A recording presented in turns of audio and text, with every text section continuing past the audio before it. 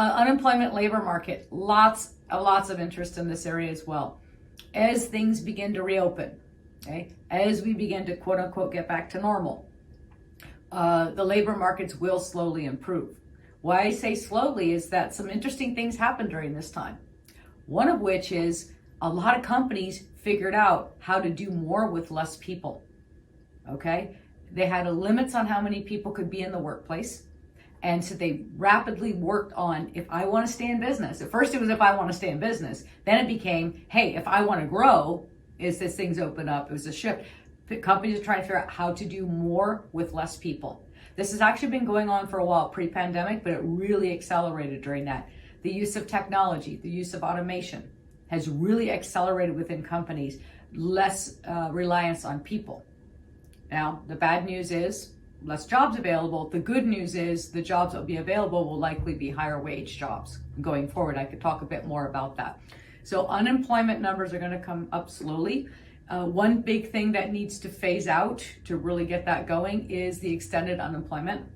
For people, especially people at the lower end of the wage scale, with the extended unemployment, it was more financially beneficial to stay home and not go back to work full time, or work a certain number of hours but not work full time.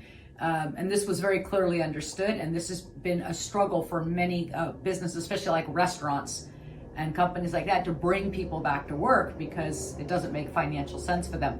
A number of states across the country have actually just stopped the program because of the effects it was having on businesses and on their local and their economies. Other states have not. It's supposed to expire in September. California is a little bit of an exception here. They might want to extend it longer. That is one of the things that was in Newsom's proposals. I'm not sure how the business community is reacting to that. I did see the Chamber of Commerce's reaction. It was not positive. So I'm not sure if that's going to go through or not. But it is a challenge.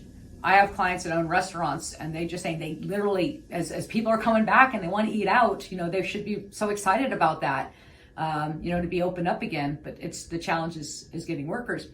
Now, I want to make sure I'm not coming across as everyone's just staying home to get the check. Schools, the vast majority of schools are not open full time, and now most of them are graduated, so I should say a couple of weeks ago.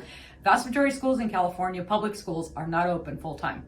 Okay, it's kind of random how they're doing it. Oh, we're going to try this, we're going to try that, we're going to try this. Well, that makes it really hard if you're a parent to go back to work. Really hard. You just don't know if your child is going to be in school, if they're not going to be in school, are they going to be virtually learning? You need to be flexible, need to be available, and not a lot of employers can allow for that. And that makes it, challenging again for parents to go back to work. In addition, there are still people that are concerned about not the vaccine. Sorry, yes, those people as well. There are people that are concerned about COVID. Maybe perhaps have a very vulnerable family member who cannot get vaccinated, and they're going to be cautious going back. That is something that can be a legitimate concern. Also, can be a reason not to go back to work. But it's something that will likely phase away over time. But it is definitely a consideration. And another one is, people have gotten used to not being in the office. And this is a challenge for a lot of companies. And I will tell you, as a CEO belonging to CEO groups and talking with other companies, large and small, about what the expectation is going back, it's a challenge. Some businesses, people have to be in a place. Those are largely the businesses that didn't close. They need to be in a defined workplace. Other businesses, there can be a degree of flexibility. Most likely going forward, there's going to be certain industries will require people to be back in the offices. They're already remodeling and adjusting for that. People are coming back. Like it or not, they're coming back. Others will have more of a flexible work environment.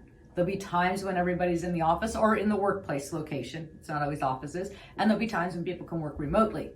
That degree of flexibility, we've learned as businesses, organizations, that we can do this. We've also learned that sometimes it's really fun to all be back in the office together. I can speak for Sequoia. We're going to keep a flexible work environment going forward. I was in the office in San Jose yesterday with a bunch of people, and it was fun. We're everyone on the team is vaccinated, and it was just kind of nice being together and talking to one another. So just a little personal aside on that. There's advantages of each one, and companies are trying to figure this out.